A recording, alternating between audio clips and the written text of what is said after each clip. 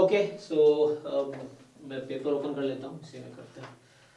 आप लोग पेपर देखिए, ग्रुप में तो आ ही गया है। सो 22 के पेपर से स्टार्ट करते हैं।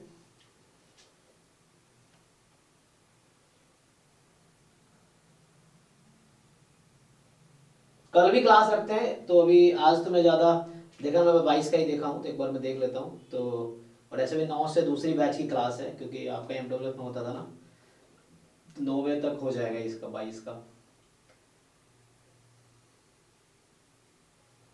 तो जैम वालों की क्लास 9 बजे। तो चलिए, तो आप लोग पेपर देखिए, फर्स्ट क्वेश्चन से स्टार्ट करते हैं। हालांकि इंग्लिश होने इसमें लास्ट में बताया था आप लोगों का बेटर होगा, फिर भी हम डिस्कस कर सकते हैं ना, एक दूसरे का ओपिनियन ले सकते हैं। सो तो हम लोग देख रहे हैं गेट 2022, ठीक है ना, स्टैटिस्टिक्स के एप्टीट्यूड पोर्शन, ठीक है। सो ये जो एप्टीट्यूड पोर्शन है, ठीक है। सो ये देखते हैं अब इसमें क्या है। पहला क्वेश्चन अगर आप देखोगे, क्वेश्चन 1 बोल रहा है, मैं पढ़ रहा हूं कि mister X speaks blank space है Japanese blank space Chinese. Options क्या है, मैं अगर स्टेटमेंट बनाऊं चारों से, देखो क्या बनेगा। Mister X speaks neither Japanese और चाइनीज। दूसरा बनेगा mister X speaks either Japanese nor Chinese. तीसरा स्टेटमेंट बनेगा mister X speaks neither Japanese nor Chinese. And D है mister X speaks also Chinese but also Japanese but Chinese. तो ये बहुत easy सा मुझे लगा देख के आप लोग आइडिया लग गया होगा, है ना। क्या होगा, साथ में आते हैं, क्योंकि नाइदर के साथ नॉर आएगा, आइदर के साथ और आएगा, तो वैसा एक ही कॉम्बिनेशन है, तो वो सिर्फ सी वाले ऑप्शन में। तो इसमें कोई डाउट नहीं है ना, कि इसमें बस ये है कि नाइदर के साथ नॉर आएगा, तो इसमें कुछ है नहीं ऐसा खास।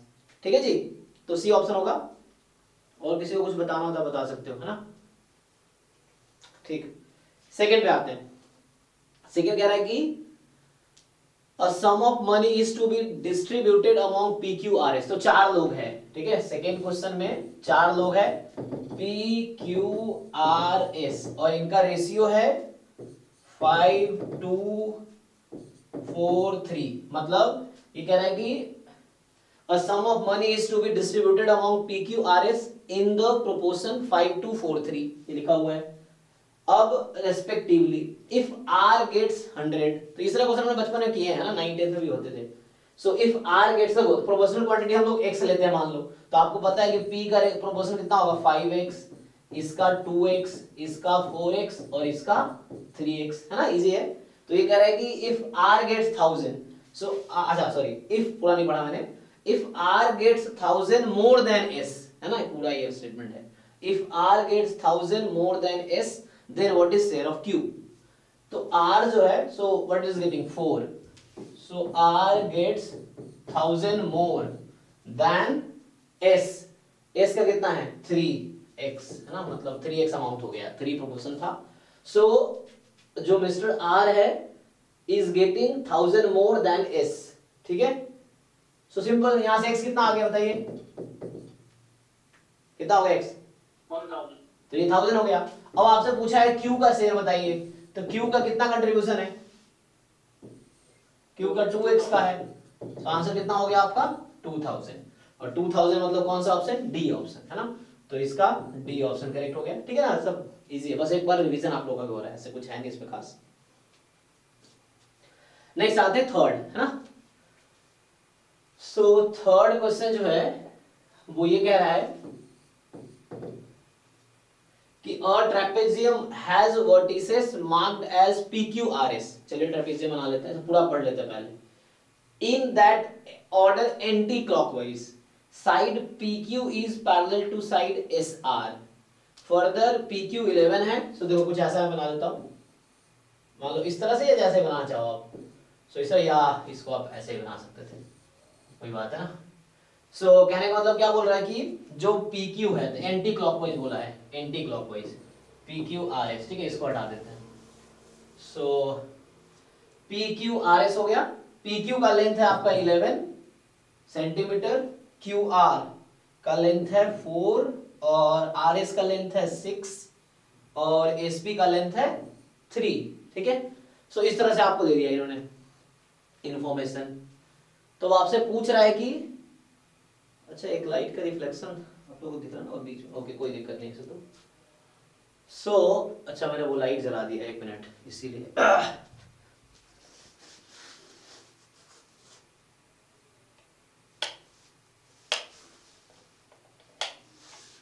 हाँ दिस इज फाइन है ना, वो सेंटर पे वो एक लाइट आ रहा था। ओके तो अब क्या है, so P Q R S आपको दे दिया लेंथ चारों साइड का। What is the shortest distance between P Q and S R, P Q and S R. So क्या पूछा जा रहा है आपसे, ये क्या पूछ रहा है आपसे, हाइट, ये हाइट आपसे पूछ रहा है, ठीक है। सो मान लो चलो हाइट है ना, तो इसको कुछ नाम दे दो P Q R S T. तो मुझे आर टी का लेंथ बताना है, वही लेंथ होगा यहाँ पे मान लो कुछ एस यू, यू मान लिया पॉइंट है, so P Q R S T U. तो आर टी या एस यू का लेंथ बताना है, बताइए आप लोग कैसे करेंगे। तो चूंकि ये 6 है तो ये 6 हो गया, ठीक है, यहां तक दिक्कत नहीं है। अब बताओ बाकी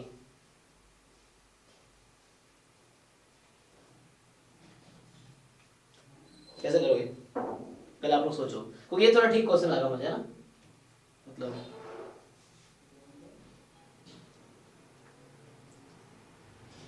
इन्फॉर्मेशन इतना ही ना, 4 इन्फॉर्मेशन, चारों साइड पता है मुझे बस। और हालांकि अगर ये दोनों इक्वल होता ना चीजें आसान हो जाती, अगर 4 और 3 की जगह इक्वल होता तो चीजें आसान होती, ये इक्वल हो जाता, लेकिन वैसा यहाँ है नहीं, है ना, अगर इक्वल है फिर उससे और चीजें आसान हो जाती, लेकिन यहाँ है नहीं ऐसा।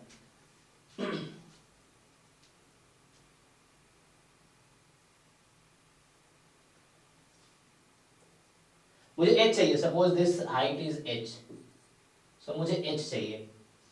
सर अगर हम ट्रेपेजियम का एरिया निकालें, ओके क्या होगा एरिया,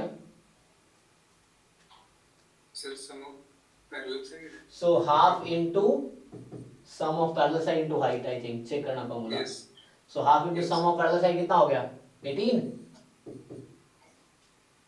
है ना, सॉरी 17 सॉरी, हाँ 17 इंटू हाइट h, तो एक तरीके से एरिया आ गया। अब तीनों ट्रायंगल का आप निकालना चाहते होंगे, इज इट, यस कोई बात नहीं, मान लो ये अभी x है तो ये 5 माइनस x होगा, ऐसे ही ना, यस क्योंकि टोटल 11 है ना, तो 6 तो वही हो गया, तो बचा कितने 5, तो 5 मिला के हैं टोटल, तो हालांकि वो बाद में ऐड हो जाएगा। तो चलो हाफ इनटू बेस, इसका है x इंटू हाइट h, दूसरे का है ट्रायंगल का निकाल रहा हूं, half into base into height दूसरे ट्रायंगल का, और बीच में जो है उसका क्या होगा, क्या होता है रेक्टेंगल का 6 इंटू एच। अब चूंकि इन दोनों में आप अगर कॉमन ले लो तो ये कैंसिल हो जाएगा x, तो आपके पास अभी है 17h/2, और इन दोनों में x कैंसिल हो जाएगा, आप चेक कीजिए। So half into x into 5 बचेगा, चेक कीजिए, है ना, तो x कैंसिल हो गया, प्लस में ओ एक मिनट सॉरी h ना, यहाँ पे h कैंसिल हो सकता है ना, दोनों साइड h h है तो h कैंसिल हो सकता है। ओ तो x भी तो बराबर ही आ गया ना, जैसे नया क्या मिला हमें कुछ, हाँ, तो ये तरीका हेल्प नहीं किया सेकंड अप्रोच को, क्योंकि दोनों तरफ कैंसिल ही हो गया एक्चुअली, है ना, h कैंसिल है, फिर यहाँ 6 इंटू एच, फिर आपने h h h काट दिया, बराबर ही आ जाएगा, x निकल सकता है बस यहाँ से। अब देखो, हाँ सर अगर x निकल जाएगा फिर पाइथागोरस थ्योरम से हो जाएगा, तो x कैसे निकलेगा बताइए,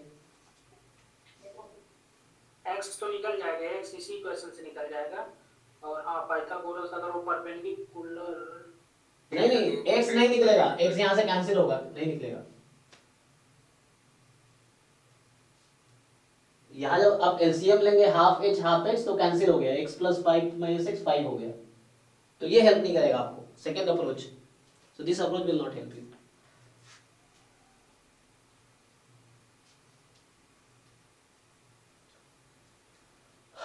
हालांकि इस तरह के फॉर्मूले भी आते हैं, अगर आप, क्योंकि अब हम तो स्कूल में नहीं कि फॉर्मूले याद करते फिरेंगे, तभी थोड़ा वो लगाना है, फॉर्मूला भी आता है, वो मैं भी यूज नहीं करूंगा, है ना।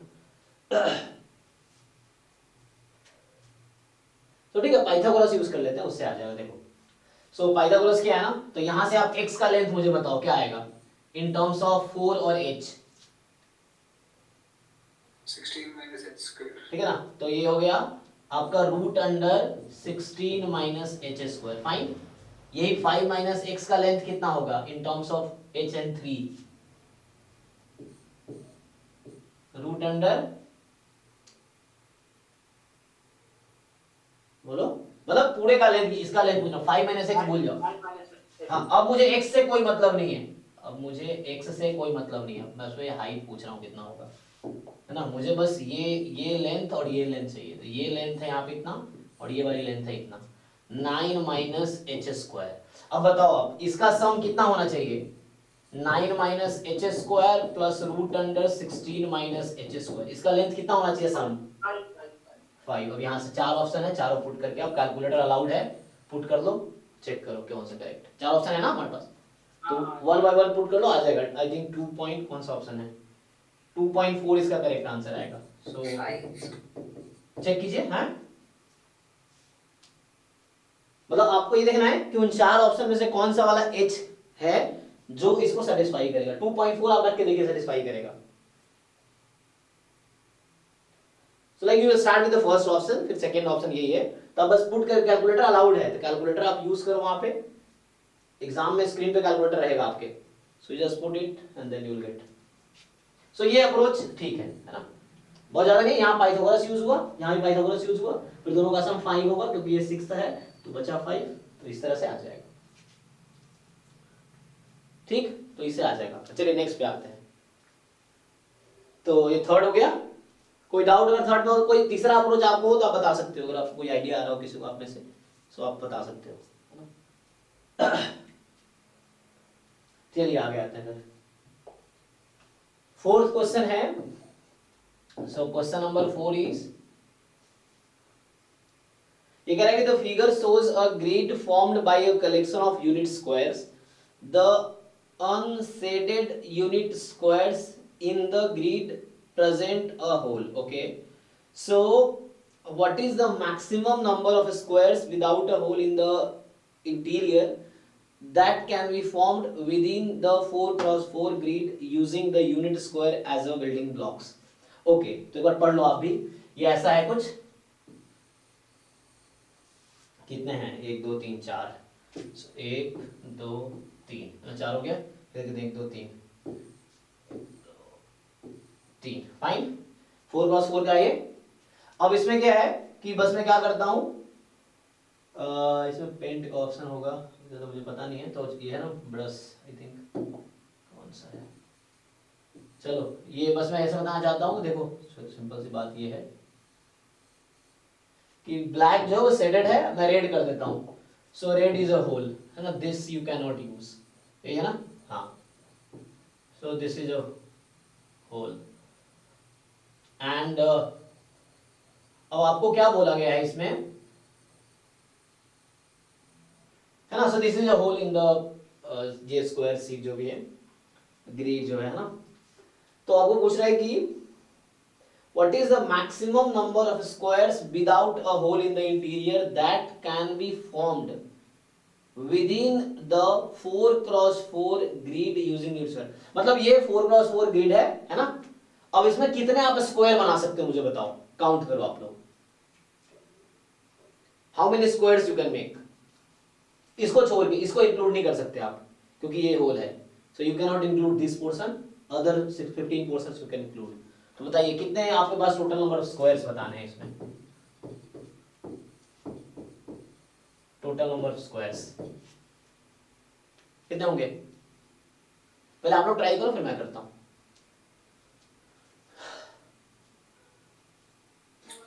20 तो कर रहे हैं सर, है ना, देखो सिंपल है, ये जो सिंगल सिंगल यूज करोगे तुम, अगर एक, मैं चलो दूसरा कलर यूज करता हूं, सो लाइक अगर तुम सिंगल सिंगल कलर यूज करते हो, चलो ये मान लो, तो 1 2 3 4 5 6 7 8 9 10 11 12 13 14 15, मतलब 16 था, तो एक होल है, तो ये तो 16 स्क्वायर तो ऐसे ही हो गया सिंगल सिंगल वाला।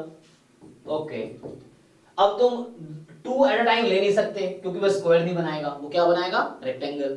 3 एट अ टाइम ले नहीं सकते, वो स्क्वायर नहीं बनाएगा, तो क्या लेना पड़ेगा एट अ टाइम, लाइक जैसे एक ये हो गया है ना, 1 इज दिस, तो इसको मैं थोड़ा कलर चूज करता हूं, देखो, सो मान लो, तो एक तो मेरा ये हो गया, कितना हो गया 1 2 3 4 5, और कुछ बना सकते हो तुम। ओ सॉरी, यहाँ 15 था, 16 गलती से लिख दिया मैंने, वो तो इंक्लूड नहीं था ना, तो ये 15 प्लस 5 सो 20। और चेक कर लो ये 15 होगा ना, क्योंकि this you can not use, तो 15 सिंगल बॉक्स जो है, सिंगल है ना, वो स्मॉलर स्क्वायर्स, एंड देन उससे लार्जर ये आप कितने बना पा रहे हो 5। So is it fine? Yes sir. ठीक है ना, तो there are 20, actually answer is 20। 20 क्या है, बी है ना। कितने स्क्वायर इसे बना सकते हैं without using this, so this is 20। Next आते हैं 5वें क्वेश्चन पे। So the fifth question is, fifth question कह रहा है कि एन आर्ट गैलरी, ये देखो क्वेश्चन बहुत लंबा है बहुत इजी, तुम्हें पेन चलाना ही नहीं है, बस इंग्लिश इसकी मतलब बस तुम्हें पढ़ लेना है एक बार, ऐसे यूं ही समझ आ जाएगा। तो क्या कर रहा है, पढ़ लो आप लोग भी। An art gallery engages a security guard to ensure that the items displayed are protected. The diagram below represents the plan of the gallery where the boundary walls are opaque. So opaque का मतलब क्या हुआ कि तुम एक जगह से पूरा नहीं देख सकते, है ना, मतलब कहीं भी खराब नहीं देख सकते। ओपेक इस तरह क्या होता है, एग्जैक्ट डेफिनेशन ओपेक का?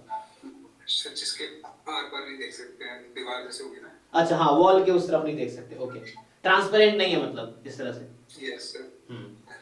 So the location of the security guard posted is identified such that all the inner space, जो कि स्टैंडर्ड है, मैं फिगर बनाता हूँ, in the plane is of the gallery is within the line of the site of the security। तो line है, boundary है, actually wall है, ठीक है, वो नॉन ट्रांसपेरेंट है, ओपेक है।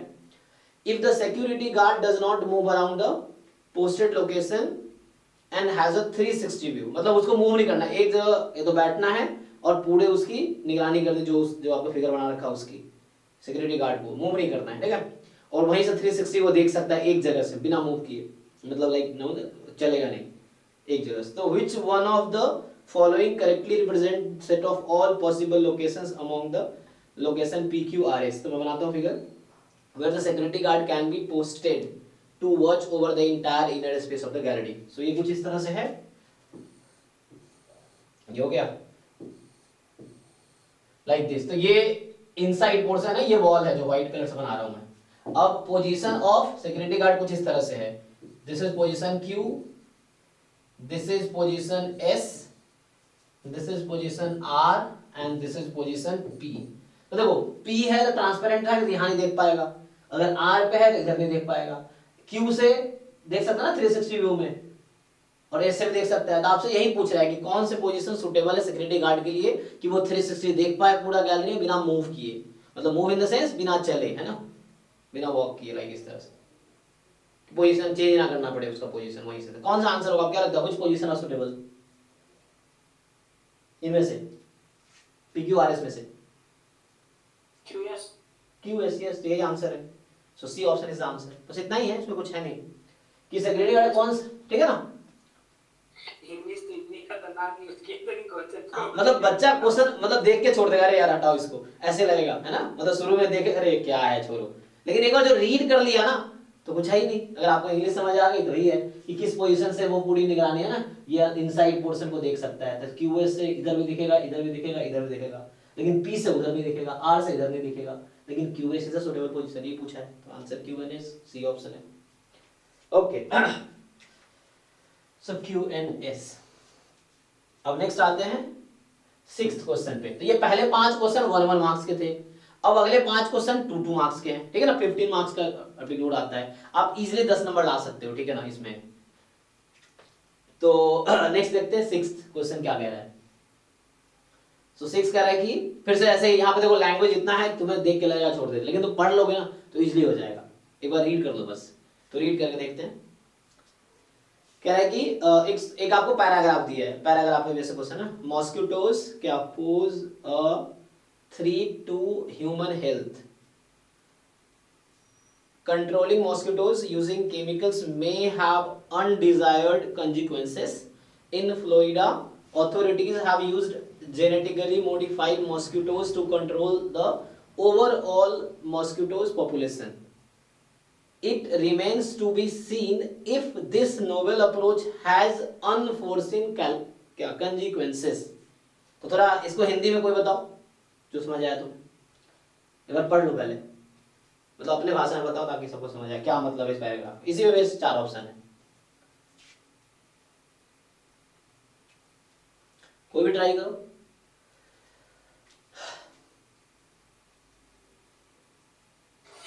जैसे कि इसमें ये कह रहा है कि जो मॉस्किटोज हैं उनकी वजह से कि ह्यूमन हेल्थ को थ्रेट है। हाँ, mosquitoes pose threat to human life, मतलब मॉस्किटोज की वजह से लाइफ को थ्रेट है human. Controlling mosquitoes using chemicals may have undesired consequences, मतलब अगर केमिकल्स की द्वारा अगर हम मॉस्किटोज को रोकेंगे तो उसके साइड इफेक्ट भी हो सकते हैं बहुत सारे, मतलब कुछ और भी हो सकता है मॉस्किटोज मारने के अलावा। Exactly. In Florida authorities have used genetically modified mosquitoes to control the overall mosquito population, मतलब फ्लोरिडा में जो अथॉरिटीज हैं उन्होंने कोई जेनेटिकली मतलब बायोलॉजिकली जो तरीका होता है जीन्स को कंट्रोल करके उससे मॉस्किटोज को उन्होंने कोई मतलब एक्सपेरिमेंट वगैरह किया होगा तो मॉस्किटोज पे किया है जिससे उनकी पॉपुलेशन को कंट्रोल में किया है। ठीक है, it remains to be seen if the overall approach has unforeseen consequences, मतलब पर उसका अभी तक पता नहीं है कि उससे क्या फर्क पड़ रहा है। हाँ, मतलब उसका जो कंसिक्वेंसेस क्या होगा वो अभी नहीं देखा गया एग्जैक्टली। अब आपको 4 ऑप्शन इन्हीं में से है, आप डिसाइड करो कि कौन सा है। चलो पढ़ के देख लेते हैं। तो पहला बोल रहा है कि तो क्वेश्चन था which of the following is correct logical inference based on the information in the above passage. So using chemicals to kill mosquitoes is better than using genetically modified mosquitoes because genetic engineering is dangerous. लेकिन ऐसा तो लिखा नहीं है इसमें कि ये dangerous है, क्योंकि वो पता ही नहीं चला अभी तक तो कि जो जेनेटिक वो है वो डेंजरस है, लिखा नहीं ना, तो ये तो ऐसे ही आउट हो जाएगा। दूसरा, using genetically modified mosquitoes is better than using chemicals to kill mosquitoes because they do not have any side effect. फिर से यहाँ बोल दिया कि जेनेटिकली मॉडिफाइड वाला कोई साइड इफेक्ट नहीं है, लेकिन लास्ट लाइन कह रहा है कि इट रिमेन्स टू सीन, ये बोल रहा है ना, अभी तो पता ही नहीं ना मैं कि उसका क्या कॉन्सिक्वेंस है। एक बोला ये बेटर है क्योंकि उसका कोई साइड इफेक्ट नहीं था, भी गलत हो गया क्योंकि पता है ना साइड इफेक्ट क्या है, इसलिए अभी पता नहीं है, रिमेन्स टू सीन, बाकी है देखना। अच्छा, तीसरा कह रहा है कि using both using genetically modified mosquitoes and chemicals have undesired consequences and can be dangerous. Okay, अभी क्या बोल रहा है कि जो दोनों तरीका है हमारे पास उन दोनों के अनडिजायर्ड कॉन्सिक्वेंसेस है। तो एक का तो बताया उसने खुद ही कि लाइक केमिकल यूज करते हैं तो उसके है ना कुछ अनडिजायर्ड कॉन्सिक्वेंसेस है ना, मे हैव, बट दूसरे का तो पता ही नहीं ना हमें, अभी तो दूसरे का तो नहीं पता है, ऐसा तेने कहा कि ना ऐसा नहीं पता है। लेकिन तीसरा अगला स्टेटमेंट क्या कह रहा है लास्ट वाला, using chemicals to kill mosquitoes may have undesired consequences. So using chemicals, उसने लिखा है स्टेटमेंट में ये line, okay, but it is not clear if using genetically modified mosquitoes have any negative consequences. So what do you find out C and D? कौन सा better लग रहा था? ऑब्वियसली डी ना, क्योंकि इसमें सी में बोल रहा है कि साइड इफेक्ट होगा ही डी से, लेकिन ऐसा क्लियर नहीं है एक्चुअली, लेकिन डी में कह रहा है कि है ना एग्जैक्टली डी इज, तो जी उसी को एक्सप्लेन कर रहा है कि अभी क्लियर नहीं है, वहां भी लिखा था it is remains to be seen, तो इसका मतलब डी करेक्ट ऑप्शन है। चलिए 7th पे आते हैं। 7th तो बहुत बच्चों वाला है, तो 7th आपको कह रहा है कि which one of the following expression satisfy the 2 marks के हैं ये, है ना। तो यहाँ सिंपली क्या कह रहा है आपसे कि ये just it is saying you कि एक इनइक्वालिटी है 2x - 1 मोर देन 7 और दूसरा है 2x - 9 लेस देन 1। इसका फाइनल सॉल्यूशन क्या है? तो ये सब आपने 11th क्लास में इनइक्वालिटी में था या पहले भी आप लोगों ने स्कूल में किए होंगे, है ना। यहाँ से ये आ गया, यहाँ क्या आ गया,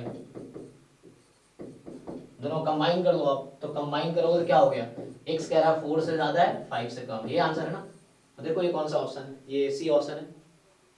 बोल रहा है दोनों कंबाइन सॉल्यूशन कौन सा है, तो ये बोल रहा है x मोर देन 4 है। हाँ आईआईटी की मिस्टेक थी क्या, इतना इजी क्वेश्चन तो बना नहीं, कोई भी पेपर पूरा डिफिकल्ट थोड़ी होता है। पेपर डिफिकल्ट बच्चों को कब लगता है, कुछ क्वेश्चन ऐसे हैं जो डिफिकल्ट है, क्योंकि कोई भी डिफिकल्ट पेपर आप उठा लो उसमें कुछ क्वेश्चन इजी तो है ही ना। फॉर एग्जांपल जैम 2022 का पेपर डिफिकल्ट था, लेकिन आप उसमें देखो, उसमें ये पूछा गया कौन सा सिंपल है कौन सा कंपोजिट है, उसमें ये पूछा गया है हाइपोथेसिस में। तो वो 10% 10 में है ना, हाँ, तो कहने का मतलब ये सारे डिफिकल्ट, कुछ तो इजी भी होते हैं उसमें एक्चुअली, है ना, तो उन बच्चों का सिलेक्शन नहीं होता है। फिर ऐसे भी होता है ना कि ये होता है कि आगे और सामने तो चीजें दिमाग में नहीं आती उस टाइम पे, इतना इजी अब लग रहा है उस टाइम पे लगता नहीं है। हाँ ये भी सही बात है, उस समय ऐसा नहीं होता। तो कहने का मतलब ये कि सारे क्वेश्चन डिफिकल्ट नहीं होते, डिफिकल्ट पेपर कुछ तो आसान होते ही है ना। ठीक है, नेक्स्ट देखते हैं 8th, तो ये 7 था, इजी है, सी ऑप्शन है इसका। ओके 8th पे आते हैं। 8th, सो ये कह रहा है कि 4 पॉइंट्स, चलो प्लॉट ही कर लेते हैं। तो 0 1, तो चलो पहले 1 2 3 4, ठीक है। सो ये कह रहा है कि एक पॉइंट है 0 1, तो ये पॉइंट होगा, सॉरी ये होगा ना 0 1, दिस इज द पॉइंट 0 1। दूसरा पॉइंट है 0 -3, 0 -3, 0 -3 है ना, y -3, ये पॉइंट 0 -3। तीसरा पॉइंट है -2 -1, तो -2 -1 दिस पॉइंट, और अगला है 2 -1, तो x2 y -1 this point.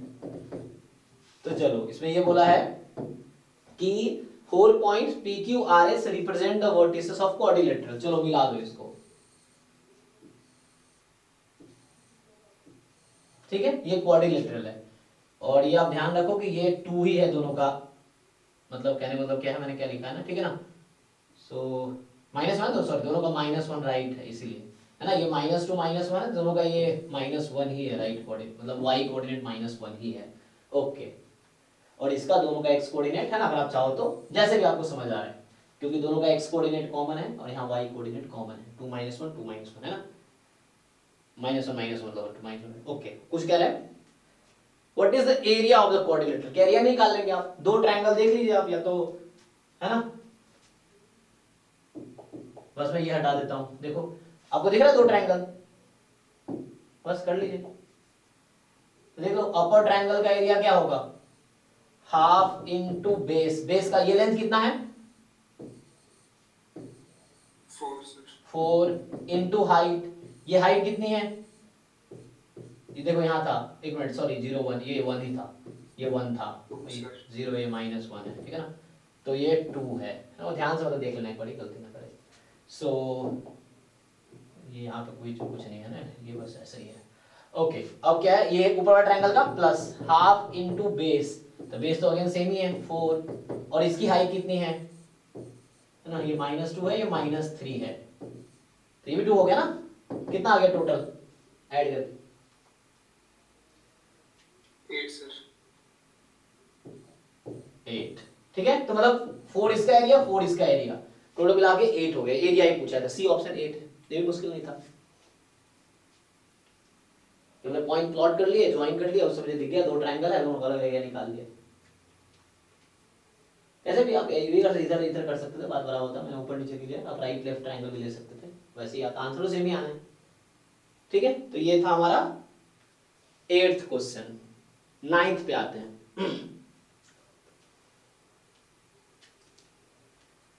So 9th question है कि in a class of 5 student PQRST, देखो 5 स्टूडेंट है क्लास में, PQRST,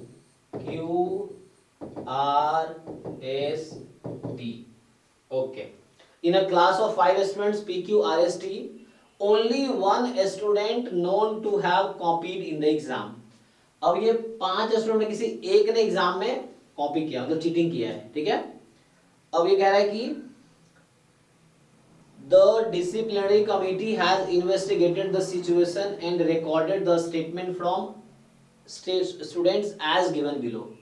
अब 5 मतलब इनमें से किसी एक ने चीटिंग किया है और अब पांचों का स्टेटमेंट ले रहा है इंक्वायरी में। अब आपसे पूछा, इसमें बता रखा है कि P का स्टेटमेंट क्या था कि R has copied in the exam, तो ये कह रहा है R ने कॉपी किया है ना, मतलब इसका है कि R ने कॉपी किया है, R has copied, ओके। और क्यू कह रहा है कि S ने कॉपी किया है, R is saying P did not copy in the exam, तो ये R कह रहा है कि P ने नहीं किया है, ये गारंटी बता रहा है कि P ने चीटिंग नहीं किया है, इसका स्टेटमेंट ये है।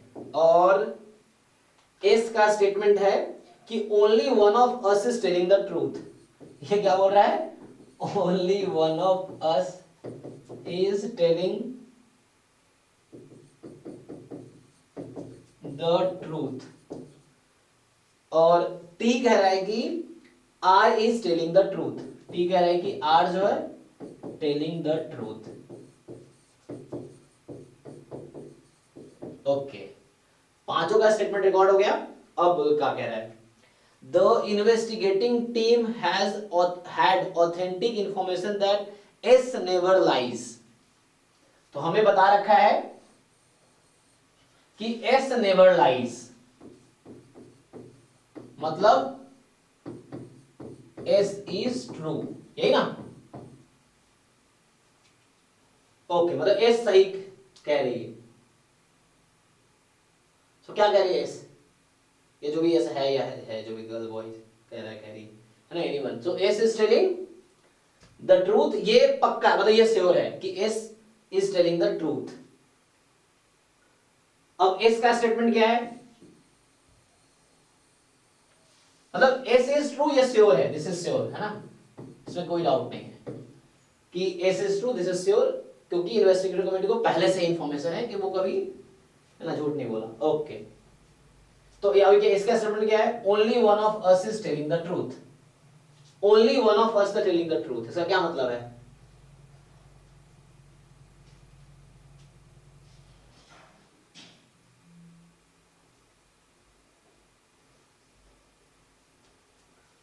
बताओ।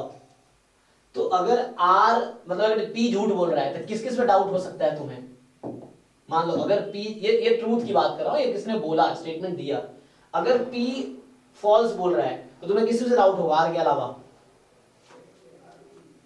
आर के अलावा कौन कौन है? बाकी जो बचे ना, एस टी पी, पी भी तो हो सकता है, खुद भी तो हो सकता है वो। सो एस टी पी जो बच गया, मतलब, है ना। So like Q R S T ना, Q R S T P. अच्छा सॉरी, एक मिनट, आर को छोड़ के ना, तो आर को छोड़ के, क्योंकि वो तो मैं इसका नेगेशन ले रहा हूँ एक्चुअली, मैं इसका अपोजिट लिख रहा हूँ कि ये अगर ये झूठ बोल रहा है, ये बोला आर चीटिंग किया है, बट अगर ये झूठ बोल रहा है तो क्या हो सकता है? तो इसका अपोजिट क्या है?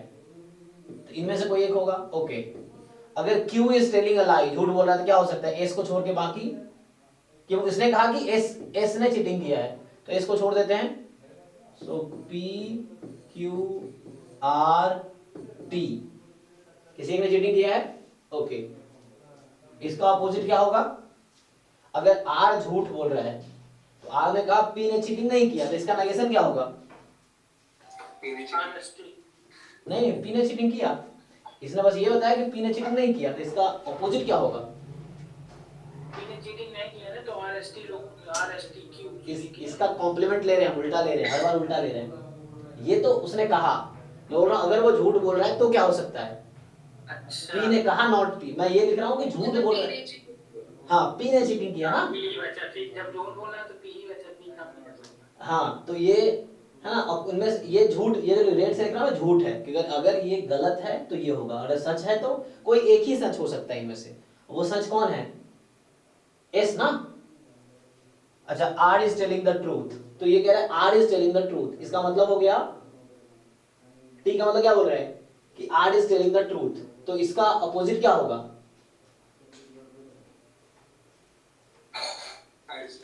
R is lying. So R lying का मतलब क्या? पी। तो सब में कॉमन कौन है?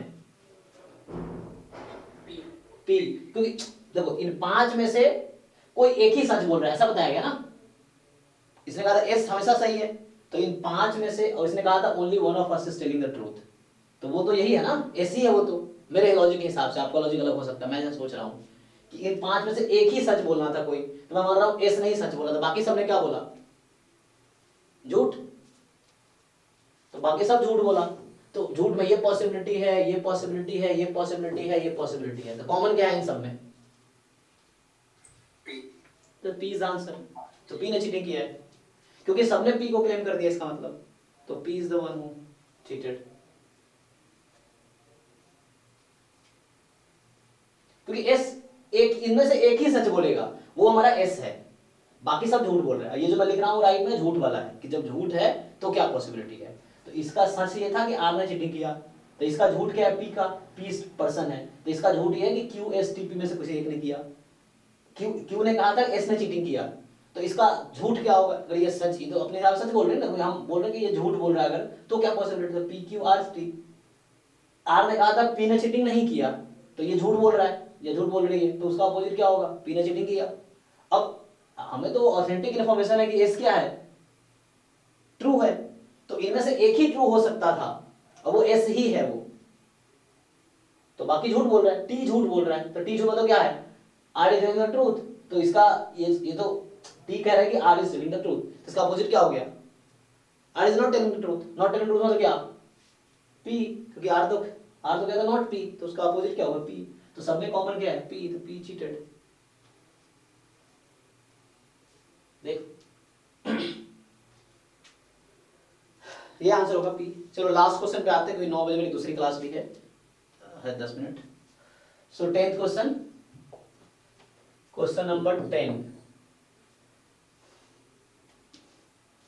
10 भी इजी है बहुत, मतलब देख के तुम्हें लगना डिफिकल्ट सा लग रहा होगा ना देख के, बट तुम ढंग से पढ़ोगे तो इजी है एक्चुअली। मतलब एक बार रीड कर लेना, एग्जाम में भी ऐसा हो एप्टीट्यूड बस एक बार रीड कर दो, रीड कर दोगे तो आइडिया मिल जाएगा एक्चुअली। वरना क्या देख के मन करता है छोड़ दो इसको, आगे बढ़ते हैं। लेकिन एक बार रीड कर दो पूरे क्वेश्चन, 60-65 के 65 क्वेश्चन, एक बार रीड करो सारे क्वेश्चन, एटलीस्ट कुछ क्वेश्चन रीड करके आंसर आ जाएगा ना, कई सारे क्वेश्चन ऐसे होंगे। जैसे इसमें भी है, थोड़ा सा वो करना पड़ेगा, देख लेते हैं क्या कह रहा है। Consider the following square with the 4 corners and the centred marked this, like आपके पास ये एक कोऑर्डिनेटर है P Q R S, ठीक है। अब क्या बोल रहा है आपसे, T इसका कॉर्नर है, so like this is T, okay. अब ये कह रहा है कि ओके मैंने फिगर बना दिया, let X Y Z represent the following operations. तो x एक ऑपरेशन है, जैसे मतलब एडिशन सब्ट्रैक्शन मल्टीप्लिकेशन होता है ना ऑपरेशन मैथ्स में, तो वैसे यहाँ पे x एक ऑपरेशन है। ये पूरा फिगर दिख रहा है ना, हाँ। सो x ऑपरेशन का मीनिंग क्या है, x का मतलब है rotation of the square by 180 degree with respect to SQ axis. तो इसका मतलब है कि आप SQ के अलोंग, तो वो क्या कर रहा है एक्चुअली, ये जो था हमारा P नहीं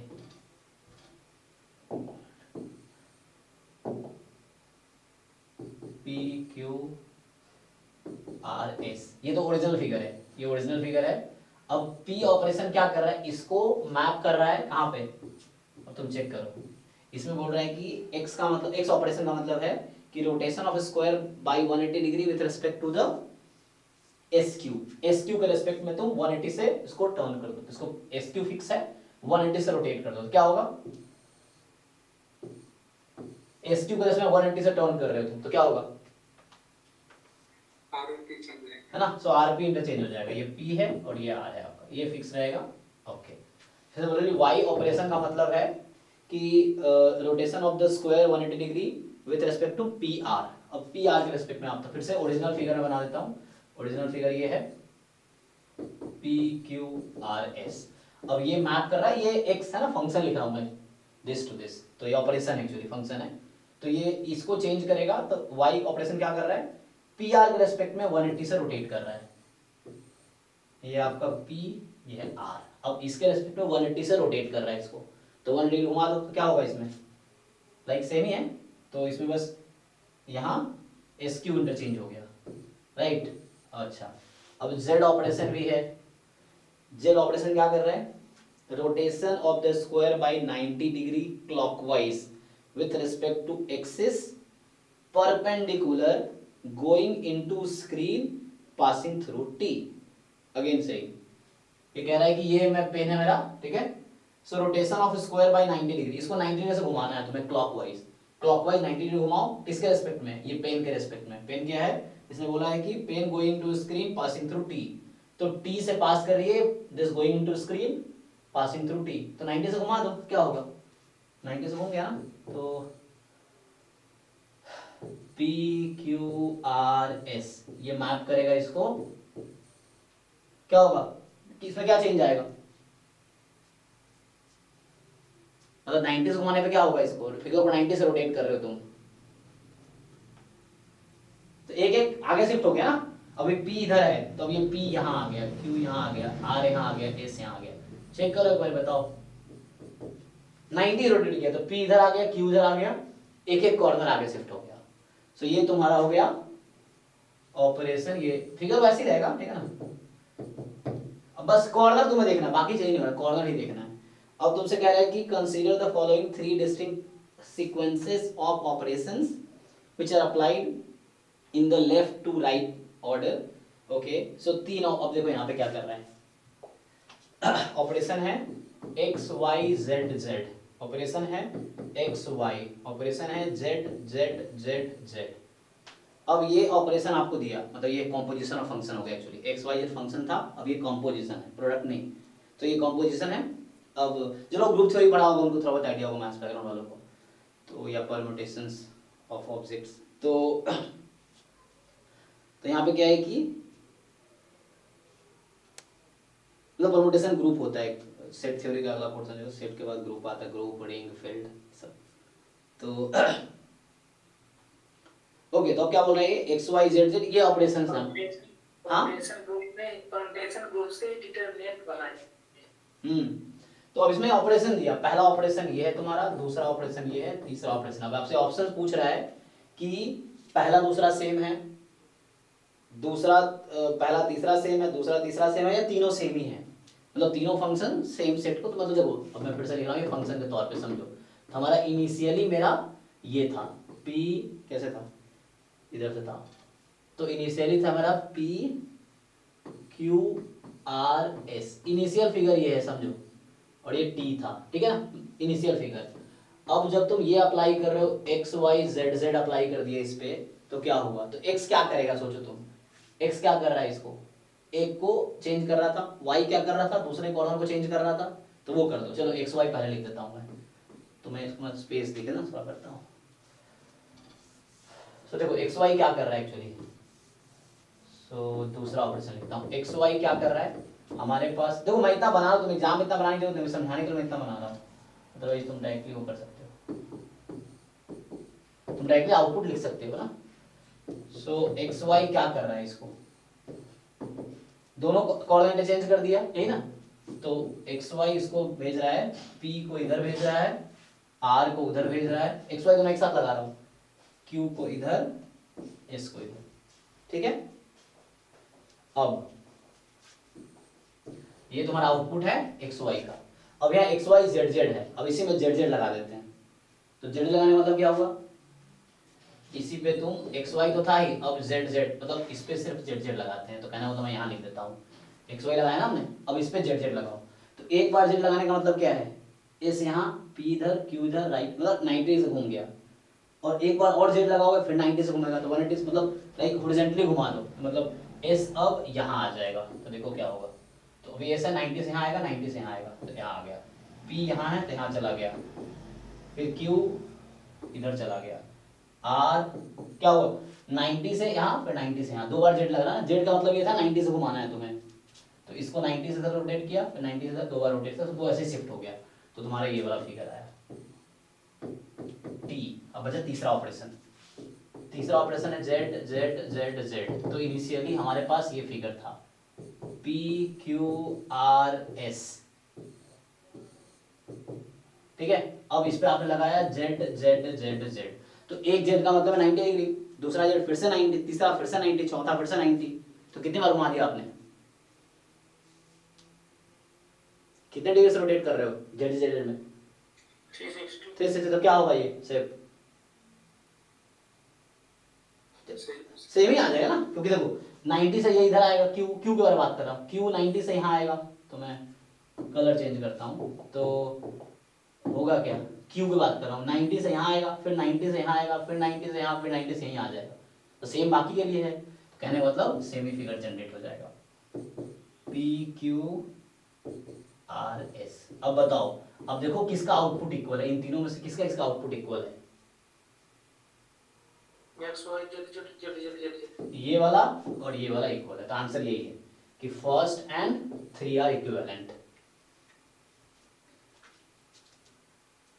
बस, तो जिसका आउटपुट इक्वल है वो आंसर हो गया। तो यही आंसर है। तो ये मैंने 10 क्वेश्चन किए अभी, 10 ही आगे, तब स्टार्ट हो गया मैथ स्टार्ट। तो एप्टीट्यूड के 10 क्वेश्चन आते हैं 15 मार्क्स के। पहले 5 क्वेश्चन 1 मार्क्स के थे, अगले 5 क्वेश्चन 2 मार्क्स के थे, टोटल 15 मार्क्स का है। और हालांकि मैंने बहुत टाइम नहीं दिया, मैं लास्ट के अभी 10-15 मिनट ही देख रहा था।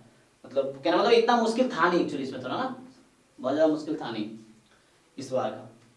बाकी करना है तो मैं देखूंगा आगे। सो कल भी क्लास रखते हैं, कल क्लास होगी। कल हो सकता है मैं तीनों का एक साथ खत्म कर दूं, क्योंकि मतलब एक बचा क्या हमारा 20, 19, 21 है ना, 19, 20, 21 का 22 का तो करा दिया एप्टीट्यूड। तो एक क्लास कल, क्योंकि कल जैम का नहीं लूँगा, तो कल 2 या 2.5 घंटे 3 घंटे क्लास रखे हम, जब तक हो जाए तो एक बार 19, 20, 21 का एप्टीट्यूड पोर्शन कर लेंगे। ठीक है जी, कुछ पूछना है तो बताओ। अभी जो 10 क्वेश्चन हमने किए हैं 2022 के एप्टीट्यूड, अब अभी क्या करना आप लोग, अभी क्लास के बाद एक बार खुद से करके देख लो, क्योंकि तो मैंने किया है। हालांकि आप लोगों ने किए होंगे पहले, क्योंकि मैंने कहा था करके रखना। जिन लोगों ने नहीं किए हैं तो अभी फिर से करके देख लो, ताकि तो दिमाग में वो आइडिया फिट हो जाए, है ना। सो वो जरूरी, क्योंकि मैं किया हूँ ना, मेरा प्रैक्टिस हुआ, आपका नहीं हुआ। आपका कब होगा, आप खुद से करोगे, क्योंकि आपको सीखना है। सो वो जो आइडियाज मैंने लगाए, आप खुद से सोचो क्या आप लगा पा रहे हो। अभी आपने एक बार देख लिया, अब बिना देखे खुद से करके देखो। अगर आप 10 के 10 सॉल्व कर पा रहे हो, देन आप सीख गए। तो इस तरह के जो भी कॉन्सेप्ट आगे आएंगे तब कर पाओगे। तो सीखना ही तो है ना, समाओ आपको सीखना ही तो है। तो आप खुद से भी 10 के 10 क्वेश्चन आधे घंटे में कर दोगे खुद से बैठ के, क्योंकि मैं समझा भी रहा था इसलिए 40-45 मिनट लगा। अदरवाइज आधे घंटे बहुत हो गए, 15-20 मिनट में कर लोगे आप। ठीक है, ओके। तो आज इतना ही रखें, कल क्लास रखते हैं, ठीक है ना। Okay sir. चलिए ठीक है, thank you, good night. Thank you, sir.